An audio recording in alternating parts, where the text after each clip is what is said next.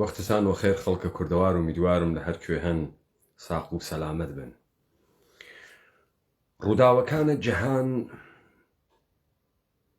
ناوچەی ئێمەیش ئەتەنێتەوە و قەیرانگەلە یەک لە دوای یەکێکە لە دنیا بڕێوە ئەچێت لە ناو سەرزەمینە ئێمەیشا خۆی دیارەدا. هەروەکو شەڕەکەی ئۆکراین ئەمڕۆ لە ژیانە هەرچی کەسێکەوە لە ئوروپا خەریکە خۆی دەرەخا و گویا بابا ئەمریکا ڕووسیەی گەمارۆداگە، بەڵام ئەمە نرخی سوتەمەنیە کە لە ئوروپا و بریتانیا گرانەوێت.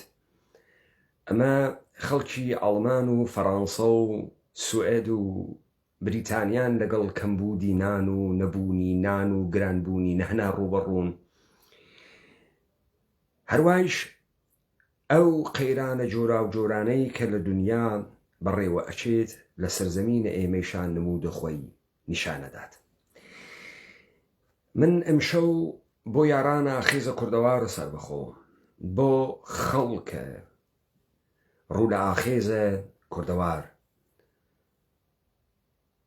تەحلیلە ئەوزاعە پێشەڕوو ئەکەم و ئەوەی کە ئەوانەی کە ناویان حاکمە چۆن گەرەکیانە ڕوبەڕوویە ئەم قەیرانانە بوون و چەند ئامادەن، چەند ئامادەکاریان بۆ کردووە.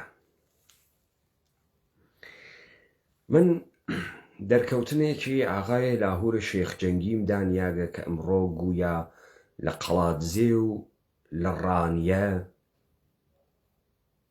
خۆی دەرخستگە. لە هەمان کاتە ڕۆژی پێشووتر شاسوار عەبدولوەهابە کە بابچیە لە پڕێکاوە کوڕێک بووگە شارە یاریە سلێمانی بە NRTەوە دەرکەوتووە. ئیشان ئەم قسە ئەکا مهمە کە قسەکانە ئەو بەر لە قسەکانە لاهور لێبین. واستت بێت بی لە شتی ترەکەینەوە. من حەزیش دەکەم لێرەوە پەیامێ بۆ پارتیوی کێتی بنێرم. خۆ ئێژێم بیر لە شتێکی تر ئەکەینەوە، یعنی شتێک کە تا ئیستە نەکریاگە، یعنی ئەمان هاتن حیزبیان دانیا و ناوێنیانەوەی نوێ و چوونە پارلەمان و کورسیشیان گرت و ئیستە بیر لە قۆناغێکی تر ئەکەنەوە، شتێکی نوێ. ئەو شتە نوێیە چییە؟ هیوادار من پەیامە بگا بە شخصی کاک مەسعود بەرزانی و بە هەموو لایەنەکانی تر و حتا شخصی یەکەمی یەکێتیش. پێشتر لە سمانی ئابی 1996 کە باسی مەسەنە و کاتە پارتی باسی وەیە کرد کە بگەڕێنەوە هەولێر و کێشەی هەولێر حەلکرێت، یەکێتی ئەوانە گاڵتەیان لێ هاوایە مەگە بە دووربینی قەوس هەولێر ببینن. تا ئەوە هەمووتان زانی و کە ڕووداوی سوێکی ئابڕوویە. لە ئێستا دایمە وەکوونەوەی نوێ پێمان وایە دەستێکی ئاشتیانە لە ناو ماڵی کوردیا لە ناو هەرێمی کوردستانە درێژەکەین بۆی کێشەی خەڵک حل بکرێت. من ئەم دەستە درێژەکەم کە لە ناو موسساتی هەرێمی کوردستانە، لە پەرلەمانە، لە موسساتەکانی خۆمانە، لە هەرێمی کوردستان کێشەی خەڵک حلکەین. خەڵک زۆر تووڕەیە، خەڵک لە دۆخێکی ناخۆشان. ئەگەر ئەم دەستە ببڕنەوە ناچارمان مەکەن کە خوا نەخواستە شتێ بکەین سبەی ڕۆژ کە خۆمان حەزی پێنێک. ئەوەی کە ڕۆژگارە لە ڕۆژان پێی وابێنەوەی نوێ یا ئەم هێزە ئۆپۆزیسیۆنانە هیچمان پێ ناکرێ غەڵەتن، دنیا گۆڕاوە و هەموو شتانەی بینن ئەم ساڵ دنیا ئەگۆڕێت. ناچارمان مەکەن هەندێک شت بکەین کە لە دەرەوەی هەرێم کێشەکانی ناو هەرێم یەکلایی بکرێتەوە. پێمان باشە لە ناو هەرێم یەکلایی بکرێتەوە. ئەوڵەن شاسوارە عەبدولواحد نایژی کێشەی خەڵک چییە؟ کێشەی خەڵک دروست نەبوون دەوڵەت و کوردیە، نەبوون کوردایەتیە. کێشەی خەڵک نەبوون ژیانە خۆشگوزەرانە، بێکاریە. کێشەی خەڵک بێمەعاشیە، نەبوونی خزمەت گوزاریە، سەقەتبوونی خزمەت گوزاریە، قەیرانی سوتەمەنیە، قەیرانی کارەباز. کێشەی خەڵک چییە؟ کە تۆ تەهدید ئەەکەی ئەگەر نێن لەگەڵمانە قسە بکەن ئێمەش وەکو سیویەکی ئافتان لێ یەکەین، لە دەرەوەی هەرێم هەلیەکەین، یعنی ئەڕۆین ئەرتەشە عێراقی تێرینەوە. بۆ مەگەر ئێوە ئیستە ئەرتەشە عێراقی نیەن خۆتان. خەڵک زۆر تووڕەیە، خەڵک لە چی تووڕەس؟ شاسوارە عەبدولواحد بزانە ئۆپۆزیسیۆن هیچی پێ ناکرێ. ئۆپۆزیسیۆن ئەگەر ئۆپۆزیسیۆن وێت ئیشێ بێژێت مردم گرێکانی وا لەکوێیە، کێشەی خەڵک چییە، و تۆ چۆن ئەتوانی ئەم کێشەی خەڵکە حەلکەی؟ ئەمە کێشەیەکە کە واتیە و حەل ناوێ. قسەکان تێڵینەوە ئاغای شاسوار، بەڵام تۆ نایژی کێشەی خەڵک چییە. کۆمەڵی خەڵکیشتان فێر کردگە لەم تلویزیۆنانە دەرەکەون ئێژن و چەمان نییە و برسیمانە و بێتاقەت بووین و بمانژێنن. ئەمە دەرەخە ژیاندن کێشەیە، وعدەی دانی موچەی نەپچڕ کێشەیە. باشە موچەخۆرە هەرێمە کوردستان تبقی لیستە تەقەلوبیە خۆیان 1.5 ملیۆن. هەرێمە کوردستان 6 ملیۆن نەفەر دانیشتوانی هەست، 4.5 ملیۆنی موچەخۆرە حاکمیەت نییە. قەیرانە ئەو 4.5 ملیۆنە چییە؟ با بڕۆینە سەر قسەکان ئاغای لاهور شێخ جەنگی. وڵاتە بەجێ بێڵن هەتا هەدایک و باوک و خوشک و براکانتان دەسۆسێنەوە. گەنجەکان نابێ وڵاتە بەجێ بێڵن. گەنج دەتوانێت گۆڕانکاری بکە. ئێوەمانان بەجێ بێڵن دایک و باوکتان لێرە لە ڕەزیلی دەبێنێتەوە. بۆیە من تکاتان لێکەم تەحەموولتان. گەنج دەتوانێت گۆڕانکاری بکە، دەمەژینایژی ناتوانێت چ گۆڕانکاری بکات. ئاغای لاهور شێخ جەنگی 30 ساڵە تەحەموولەکەن، ئەم 2 مانگەش تەحەموولکەن. وعد بێ ئەم حکومەتە چاکی دەکات، چاکی دەکات، من لەگەڵ ئێوە پێشتان دەکەم.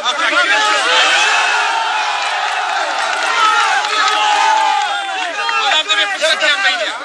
مامە شێخ بە 30 ساڵ چاک نەبێ، ئیستا دوا چاک ئەزانی بۆ 30 ساڵ پێشتا خەڵک تا ئێری نات، خەڵک تا ئێری نات، خەڵک تا ئێری هات. نەوەت یەکمان بۆ ئەوی کردووە خەڵک تا ئێری هاتبوو. بەقوربانم من ئەمڕۆ لەناو بازاری خەڵاتێ بووم، خەڵکم بینی سەری ناوچاوی خەڵکم کرد. هەتا ئێری هاتووە لێی دەڕژێ جامەکە. من داواکارم لێرەوە لە حکومەتی هەرێم بەفەلا لەم 1-2 مانگە شتێککەن، شتێک دەکەن بە حەقی قورئانە ئەو خەڵکەدا. ئەومان لەسەر ئەمریکا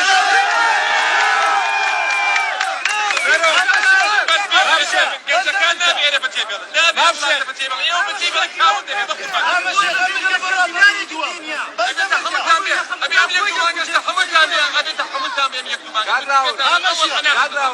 مامە شێخ یانەوە تاڵەکە حکومەتی عێراق ڕێک دەکەون بۆی ئاهێک بەبەرێ و خەڵکەدا بێتەوە، یان بە گۆڕی شەیدا من بەبەر چامە ئەو حکومەتە بەدەستی ئەم گەنجانە.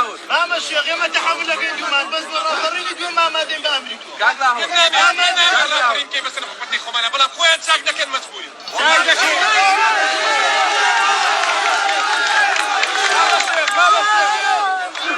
هات بەناو خەڵکە ڕەشوتەکە، ئەو خەڵکەی کە شۆڕشیان هەڵگیرساندەوە، ئەو خەڵکەی کە ڕاپەڕینیان کردووە ئەم حکومەتی هەرێمی خۆمانیان دامەزراند بەداخ و پەژارێکی زۆرەوە. ئەمڕۆ دەیبینم بێهیوایی لە چاوی هەمووتاندا دەبینم کە خەبەتێکی زۆرم دەداتێ بەڕاستی. ئەو هەموو گەنجە وڵاتیان بەجێهێشتووە، ئامادەن لە دەریای ئیجا بخین چێ، بەڵام ئامادەنی من پێم ناخۆشە بەڕاستی ئەم گەنجانە وڵات بەجێ بێڵن بۆ ئێمەمانە، بۆ دەسەڵاتدارەکان. چونکە ئەم وڵاتە وڵاتی هەموومانە. ئەمە وڵاتی 1 نەفەر و 1 عائیلە و چەند شەخسێک نییە، خەریکە وای لێ دێ بەداخەوە. بێهیوان نامێ بێهیوا بن. من دڵنیاتان دەکەمەوە ئەوەی کە بینیم ئەمڕۆ میلەت تا ئێرە هاتووە. ئەگەر دەسەڵاتدارانی هەرێم بۆ حکومەتی هەرێم لە ماوەی 2-3 مانگی داهاتوو ئەم وەزعە چاک دەکا، من دڵنیام ئەم خەڵکە ڕادەسڵەکێوە حکومەت دێنێتە خوارە کە من ئاواتە خواز نیم. ئەم حکومەتە حکومەتی خۆمانە، بە خوێنی هەزاران شەیدە حکومەتەمان دروستکرد، من ئاواتە خواز نیم. ئەخەت تۆ ڕاوەستا تێک بچێت لە هەمومان تێکچە پێمان دروست نابێت. من نامەوێت ئێمە بەسەریانە تێکی بشکێنین. تێدەگەی من دەبێت ئەوان بە خۆیان دابچەوە ئاوڕێک لەو خەڵکە بدەن. سەرۆک چاوەڕێی تو دەکەین. من تەسەوڕ دەکەم ئەگەر ڕێکەوتنێ لەگەڵ بەغابەکە تاکە چارەسەر چکە ئومێدم بە حکومەتی خۆمانەوە بەداخەوە خۆزگا چاومان لە بەغدا نەبووە و بمان چاومان لە حکومەتەکەی خۆمان بە ئومێدمان پێ باکە چاشکە. بەڵام من ڕۆژ بە ڕۆژ ناومێدتر دەبوو وەکو ئێوە کە ئەم حکومەتە لە کاتێکە 120 دۆلارە ناتوانین موچەی مانگی یەکمان مامە شێخ هەزار گەنج بێ ئیشە لێرە، کەسیشی نییە گەنجەکانمان هەمووی بە ئیشە. من دەزانم داواکار خۆب لە فەرمایشاتە ئاخرە لاهورە شێخجەنگیا دەرکەوت ئەوەی ئەم ئێژێتی هەمان قسە بوو کە شاسوارە عەبدولواحد وتی ئەمان ناچارن بڕۆنەوە بۆ بەغا. بڕۆنەوە بۆ بەغا یعنی بەغا بێرن و ئەم شتەی بەناوە حکوومەتە حەلیم کۆبکەنەوە بیکەن بە فەرمانداری. ئیتر ئەم پارلەمانە نەمایشیە نەمێنێت و ئەم فەرماندارانە بێن دانیشن وەکو محافزەی سلێمانی و محافزەی دهۆک و محافزەی ئەوانە. خۆب ئەمە ڕووبەرێکی ئەمەسە کە ئەمانە خەریکن کارتە سیاسی بەکاردێرن وەکو تەهدیدە سیویەکە ئاب کە پاڤڵ تاڵەبانی، پاڤڵ جەلال حسامددین تاڵەبانی، مەسعود مسەفا و مەسرور مەسعود مسەفا و نێچیروان ئیدریس مسەفا گوێتان لێوێت ئێوە ئەگەر باج نەدەن ئێمە لە کارتە خەڵکی ئیستفادەکەین. کارتە خەڵکی شەمەسە خەڵک دەم نەکاتەوە، ئێمە هەر کارێکەکەین خەڵک چەپڵە لێ بدات و بڕۆین بەغابێرینەوە. ئەمە ڕووبەرێکیتی. پس ئەمە ئەو جۆرە نییە کە نەوشیروان مستەفا لە ژێرە ناوە گۆڕان کردی، یعنی ڕیفۆرم ئەکەین و بە ڕیفۆرم چاک ئەبێ. بە 2 مانگ حکوومەتە هەرێم چی ئەکا لەگەڵ چی ڕوبەڕۆ ئەوێتەوە. لاهورە شێخجەنگیش نەیوت پیشە سازیەکە هەروە لە خۆی و مەعاش بڵاوەکاتەوە. خەڵکە بێکار چۆن ئەبێ بە خاوەنە کار. بزان ئاغەیان ئێوە مردمانێکتان لە سەردەمێکا دروست کردگە پێی ئێژن سەردەمە نێئۆلیبەراڵی. ئەم خەڵکە لە بیرێتی لە قەیرانەکەی 2008 ئەڵمان فشاری هاورد بۆ یۆنان و وتی یۆنان دەوڵەتەکەی زۆر گەورەیە، مەعاشخۆری فرەی هەست، ئشێ مەعاشخۆرەکان بڕژێنێت. ئێوە 6 ملیۆنن لە هەرێمی کوردستانە، 1.5 ملیۆنتان کارمەند و مەعاشخۆرە حکوومەتە هەرێمە. بەڕوانگەی نێئۆلیبراڵی بە دەوڵەتە بچووک وە کەرتە تایبەت ئێوە دەوڵەتێکی یەکجار گەورن، مەعاشخۆرێکی یەکجار زۆرتان هەست کە هیچ بەهرەیەکی نییە و هیچ دەستکەوتێ بە کۆمەلگا ناگەیەنیت و هیچ بەرهەمێک بە کۆمەلگا نادا. تۆ گەرەکتە بە شێوەیەک کاتی بە فرۆشتنە پوڵە نەفت بە خەڵکی مەعاشە ئەلەکی بدەی کە بە قەوڵە ئینگلیسیەکان کارە بۆڵشێت بکەن. مەسەڵەن کابرا لە مانگا 3 ڕۆژ بڕاتە سەرە ئیش دەوام بکە. ئەم قەیرانە ئاوا حەلەکەی ئەو کاورا 3 ڕۆژ ئیشەکە لە مانگا 27 ڕۆژەکەی تری چی بکە؟ کلک بکاتە چاوە ئێوە، تەقلە لێبە، سەفەری دەرەوە بکە، بڕوا بۆ قۆم سیغە بگرێت، بڕوا بۆ کوێ. ئەمە سناریۆی دووەم. سناریۆی سەوەمەوە سەوا خەڵک باسیەکە. ئێژێ خۆتان دەستکردەی پارتی وێکێتین وەختی قەیران ئەگاتە لووتکە ئێوە دروستەکەن. یعنی ئەمەی کە تۆ وتیان ژەهرت دەرخواردە پاڤڵ داگە و مەلا بەختیار داگە و هاواریان کرد بە سەرتا بۆ خاتری ئەمە بوو وەکەکەی نەوشیروان مستەفا بێنن گۆڕان دروستکەن. ئەم سناریۆشە فەشەلە، چون هیچ کەسێ لە دەسەڵاتێک وەکو هاوسەرۆکایەتی نایێتە خوار حتا ئەگەر ئینسانێک بێت بە میزانە تێنەگەیشتوویە ئێوە دەسەڵاتە بەرنادا بۆ وعدەیە ئایەندە، هیچ گەرانتیە لە پشتیانەوێ. پاشان تۆ چی دروست ئەەکەی بە 2 مانگ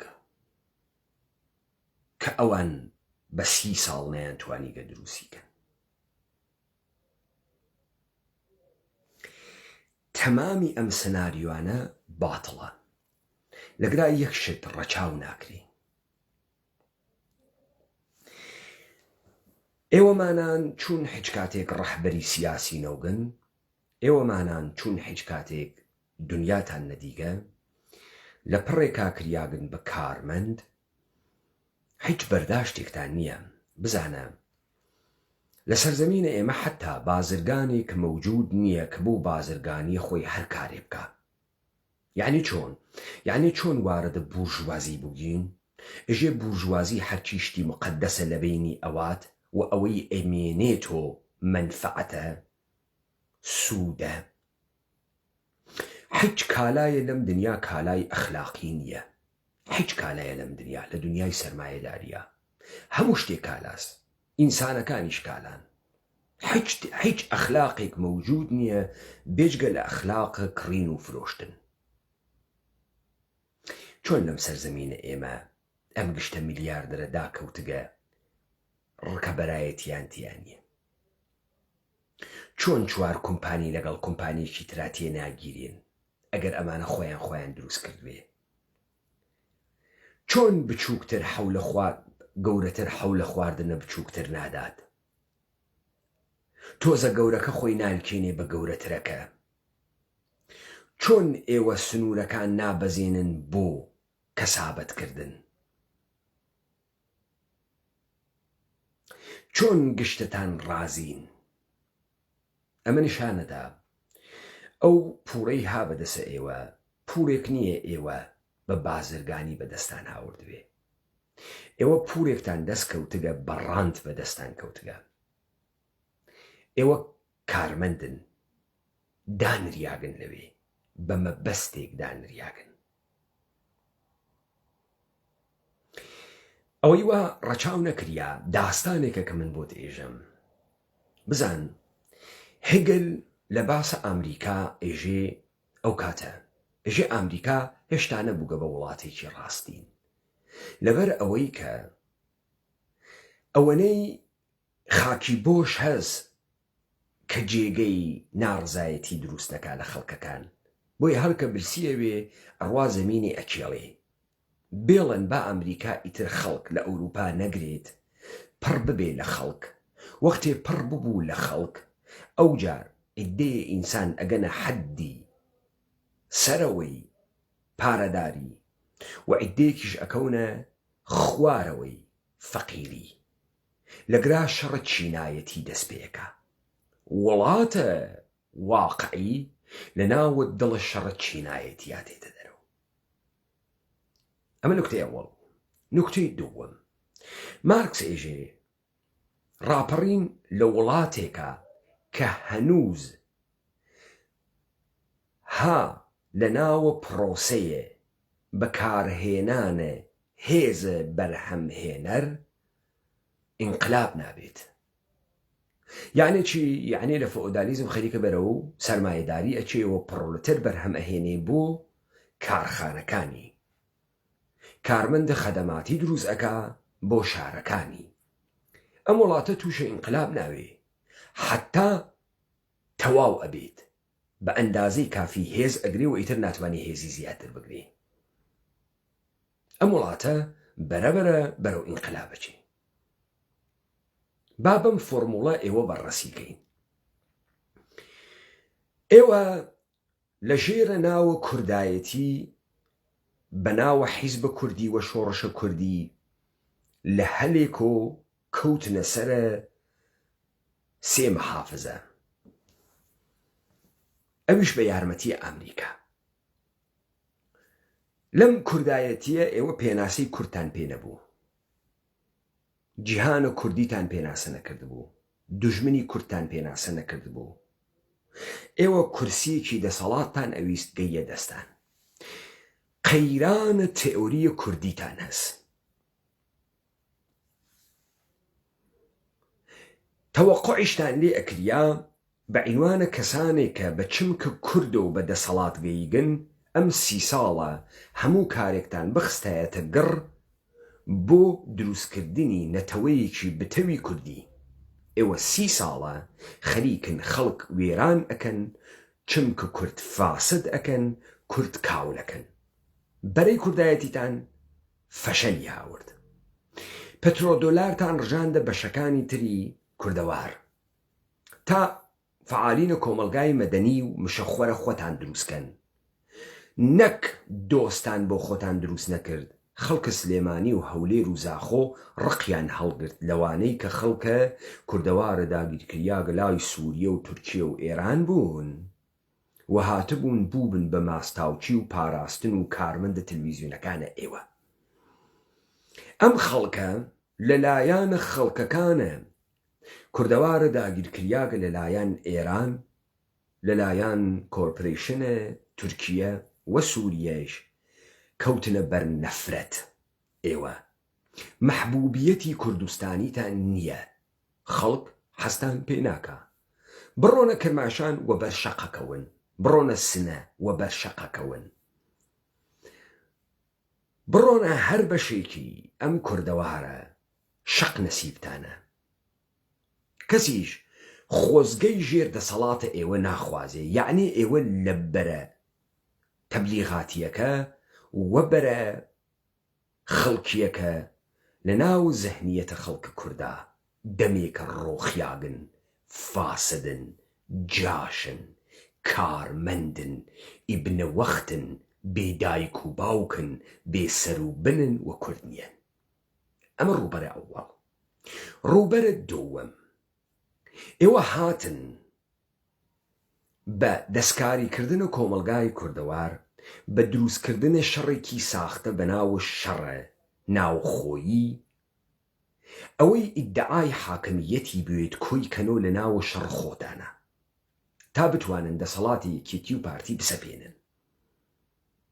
لەگرا خەڵکێکی فرەتان داوە کوشت، خەڵکێکی فرەتان هاوردە ژێرە پەرچەمە خۆتان، شروعتان کرد بە دروستکردنە سەرۆک عەشیرەی ساختە، نە سەرۆک عەشیرەتێ لە بەر بەرژەوەندی خەڵکەکەی و خزم دۆسی و گەورەی و ئاقڵی و دانایی بوو بە سەرۆک عەشیرەت، نە، لەبەر ئەوەی کە ئێوە پارەتان پێدا بوو تا ئەو دیوەخان بکاتەوە و ئەویش لە دیوەخانەکەیە سفرە ڕابخا 150 نەفەر نان بخوا، ئەویش عەینەکێکی دوودی بکاتە چاوی، لەسەرەوە بە تەسبیحێکی درێژ دانیشێت، بۆ تۆ هێزە عەشایر خاتە پشتە. دێ ئەو پاروەکەی چەور بوو، قسەیشی زل بوو، کوڕ و مناڵەکانی خواردیان و لە فەسادەکە هەن، ما بەقی عەشیرەتەکە دەسی بە هیچ شوێنەگەیگە، نە کوردایەتی پێگەیگە، نە مەردایەتی پێگەیگە، نە پارە و پولی پێگەیگە، نە ڕفاه و ئاسایشی پێگەیگە. پارە و پولیشی پێگەیوێت، هیوای بە داهاتوو نییە، نازانێت چی لێتێت، چون هیوای نییە دڵی خۆش نییە. ئێوە پێتان وابوو بە شەهید سازی و دانە معاشە پێشمەرگایەتی بە خەڵکی و دانە 3 موچە بە خەڵکی و 4 موچە بە خەڵکی و بندیوارانە خەڵک ئەکەن بە چەشتەی خۆتان، خەڵکەکە فاسد و پولەکی ئەکەن تا دەسەڵاتە ئێوە بمێنێتەوە. ئێوە حتا زیاتر واتانە کردە خەڵکەکە فێر بوو، ئێژێ فێرکەران فێریان مەکە، فێریان ئەەکەی تێریان بکە. ئێوە خەڵکتان بردە ئاستێک ئیستە پێی قبوڵ ناکرێ بگەڕێتەوە دووە.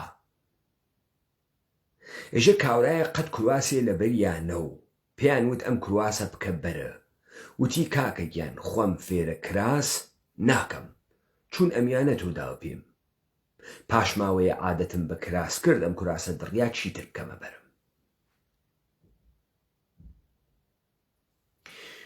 ئێوە ئەندێشەی کوردیتان نەبوو، ئینسانە کوردتان پەروەردە نەکرد، لە کوردایەتیە فەساد و فەشەل و جنایەتتان دروست کرد. لە بەشە ئابووریە هیچ گەشانەوەیەکی ئابووری بنەڕەتی وا بتوانێت لە گەشانەوەیەکی بنەڕەتیە خەڵکە کوردەوار متمەئینکە لەوەی کە ئەم خەڵکە ڕۆژ هەتا زیاتر ئەڕوات بەدەسەڵاتتر، بەهێزتر، بتەوتر، بە هیواتر ئەوێ. ئەمەشتان نەکرد. هاتن وتان گەندەڵیە، فەسادە، خەڵک دزە، خەڵک لە سکی دایکیەوە دز نییە. سیستەمێ ئەیکا بەدز. سیستەمە دەوڵەتە دانریاگە بەدەسە ئەمریکا لە عێراق هەر ئەمەسە دەوڵەتە دزە. سیستەمە بازاڕیە. ئێوە خام فرۆشن، نەوت فرۆشن بۆ بابا ئەمریکا و کۆمپانیهای گەورە و تەبیعەتەن دزیشی لێ ئەکەن. ئیستا ئاغای لاهورە شێخجەنگی گەرەکیە حاڵە خەڵک چۆن دروستکات. چی ئەکا؟ ئەڕوا کازمی تێرێت و حاڵە خەڵک خاس ئەوێت.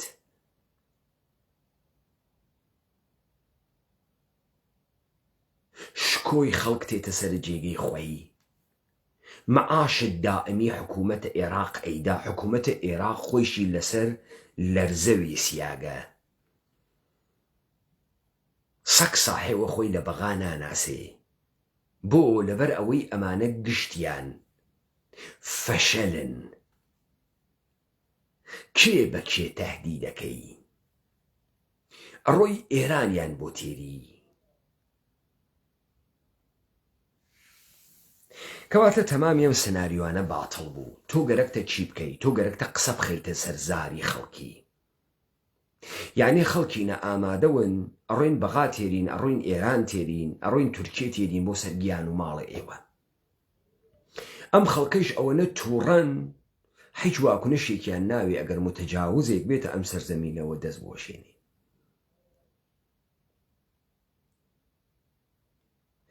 ئەمە دیوێکی تری هەست. ئاغای شاسوار عەبدولواحد، ئاغای لاهورە شێخجەنگیە و دیوازانی چیەوە نەتا خوێنگەسەوە. با من مثالێکتان بۆ لێ بەم. ئێژن لە ئینقلابە فەڕەنسە ژنەکانە پاریسی وەختێ گەینە دەرە کاخە وەرسای لەگەڵ نگابانەکانە بوو بە شەڕیان چەند نەفەریان کوژیا و نگابانەکانیان کوشت. ڕووینە ناوە کاخە وەرسای. چاویان کەوتۆ لویە 16. لویە 16 تۆقا بوو کە ئیستا خەڵکەکە ئەیان کوژێت. بەڵام ژنەکان بە مەحزێ چاویان کەوتۆ لویە 16 وتیان لانگ لیڤە کینگ، بژی پادشا، بژی باوکمان. بۆ لەبەرەوەی خەڵکەکە هێشتا لە پادشا تێنەپەڕی بوو، هەر برسی بوو.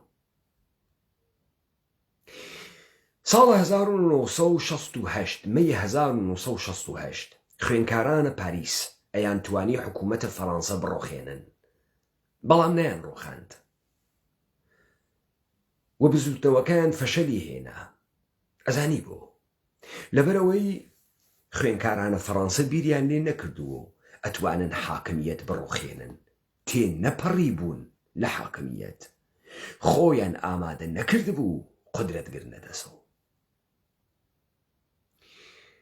ئەمەی ئێوە پێژن ناڕزایەتی ئەزانی دەرەنجامە کامە پەنگە خوریاگەسۆ. ئێوە تەوانە خوێندنە ئەمتانە هەست؟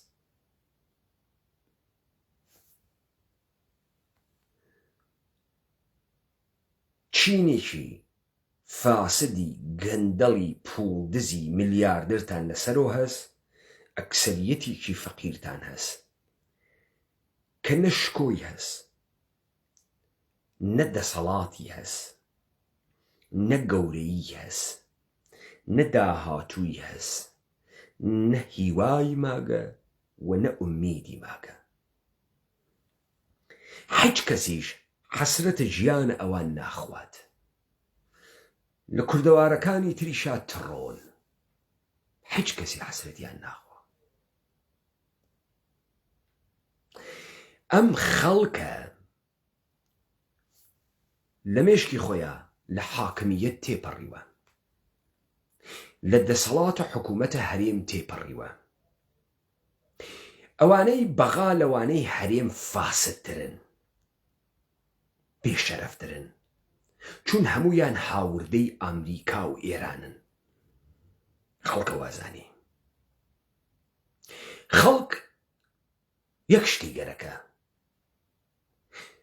خەڵک مانیفێستی ئاخێزی گەرەکە، خەڵک ڕەهبەریەتی گەرەکە بەرەو ڕۆخاندن هەدایەتیان کە و پێشیان بێژێت داهاتوو چۆن ئەبێت. ئەمان لەگەڵ کیا شەڕەکەن، بۆ شەڕەکەن. خەڵکەکە بیانووی شەڕەکەی گەرەکە، خەڵکەکە تئۆریە شەڕەکەی گەرەکە لەوە حافەزایەکە لاهورە شێخ جەنگی و شا سوارە کوڕە ئەولواحیە کەبابچی ڕادیکالترین جەریان توندڕۆترین جەریان سوار بەر ئینقلاب و ئاخێز و ڕاپەڕینە تۆ شا سوارە تێ هەڵدریاگانە حکوومەتە هەرێمە بەچکە دز وا لە توولە عومرتانە نەتانزانیگە ڕەهبەریەت چییە بە کامە مەتن و ئەم خەڵکە ڕائەگرن بەوەی کە سێمان موچەیان پێ ئەدەن تۆ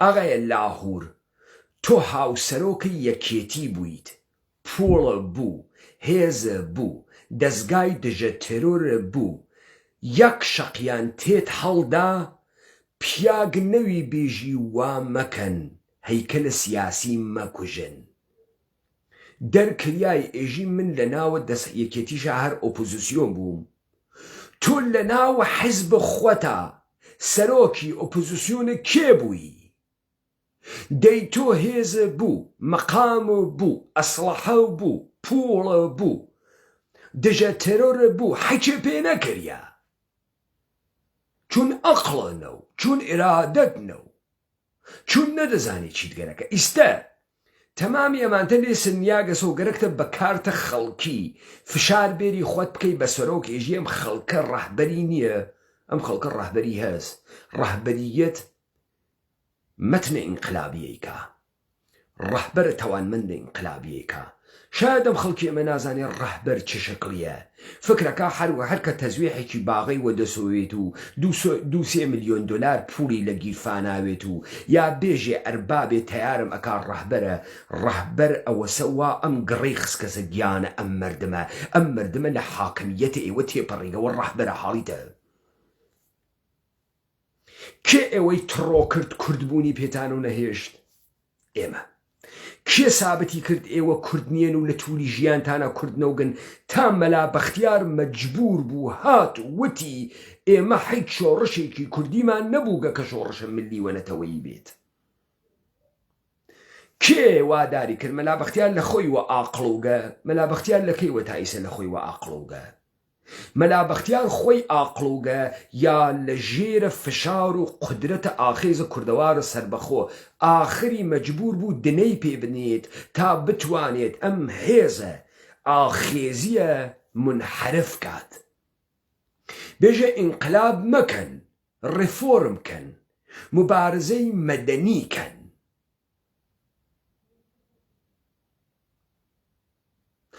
ئەوەی ئەم خەڵکە بەگراگەیگە مستەقیم و قەیرە مستەقیم تەئسیرە ڕەهبەرایەتی ئاخێزە کوردەوارە سەربەخۆ بووگە پس ئێوە لەبارە کوردایەتیە تڕۆن لەبارە حکوومەتداریە تڕۆن جاشە کوڕە جاشن دزە کوڕە دزن تۆ چۆن سیستەمێکی دزە کوڕە دز جاشە کوڕە جاش دروست ئەەکەی چۆن دروستی ئەەکەی هەرچی دزە ئەیکوژیت ئەڕۆی بەغا ئەگری خەزێنەی بەغا تێریت چی ئەەکەی تا 2 مانگی تر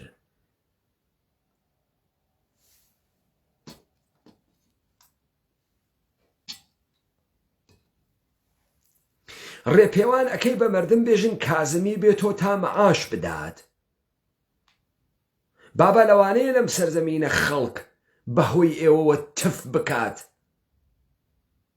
لە حیزبایەتی بەڵام خەڵک خۆ تف ناکات لە کوردبوونە خۆی خەڵک خۆ تف ناکات لەم سەرزەمینە خەڵک ئەگەر ئیمڕۆ ناڕەحاتە دەلیلی ئەوەسە ئەم کوردبوونە کە بوو بەهۆی چکۆلەکردنەوەی نەبوو بەهۆی گەورەکردنی وەلێ ئەم جارە ئەم کوردبوونە گەورەی ئەکا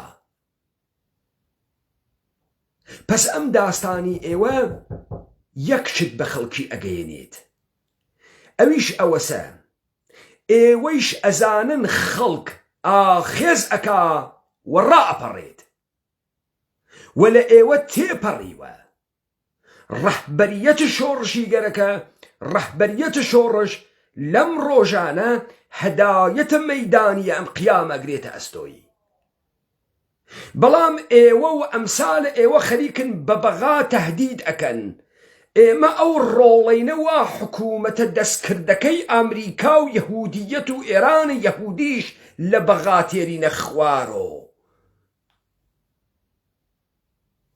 ئەها بایدن ئێژێ حکوومەتێک وە پۆتین دایبنێ لە ئوکراین حکوومەتە دەستکردە خراوە، حکوومەتەکەی عێراقیش حکوومەتە دەستکردە ئەمریکا و ئێران و یەهود جەهانیە، فاسدە کوڕە فاسد فەشەلن وەکو ئەشرەف غەنی فەشەل.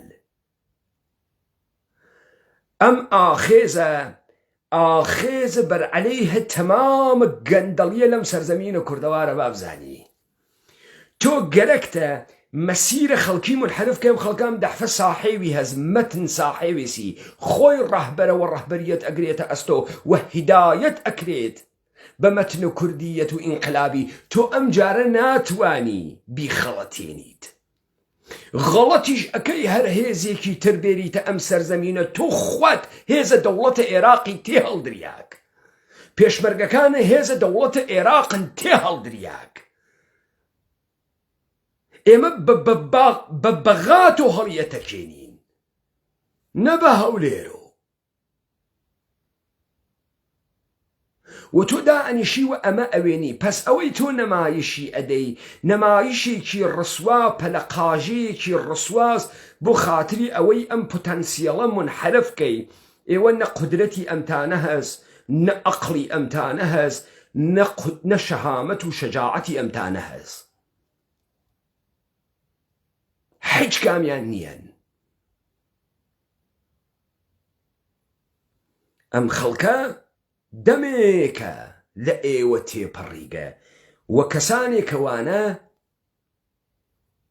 مەتنی ئینقلابیان گەرەکە، ڕەدیکاڵترین مەتنیان گەرەکە، نە خەیچەکەر و خنجەکەر، نە جاشە کوڕە جاش تێ هەڵدریاگە وەکو شاسوار معلوم نییە لە گۆشەی کامە مەلها داخریاگە.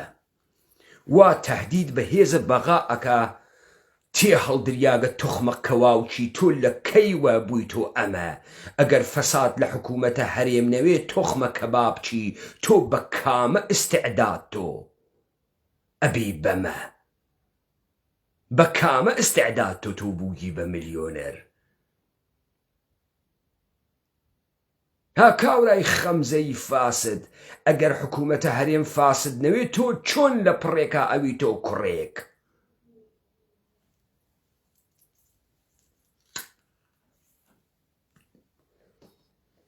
پس هەروە کە ئێوە خەریکن ئەوێنن ئەمانە ئەزانن کە کۆمەڵگا ئاوسە ئاخێز و ڕاپەڕینی ئاخریە و گەرەکیانە هیدایەتی کەن بەرەو لاڕێ، گەرەکیانە دەسی تێبخەن هەر بە مەلابەختیار و بە لاهور و بە شاسوار و بە جەماعەتی ئەمانە.